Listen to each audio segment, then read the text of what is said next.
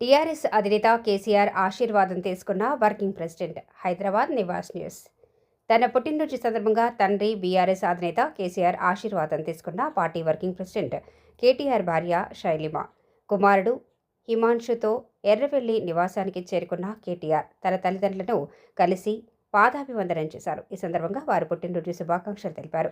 నిండు నూరేళ్లు ఆయురారోగ్యాలతో వరదిల్లాలని కేసీఆర్, శోభమ్మ దంపతులు కేటీఆర్ను ఆశీర్వదించారు.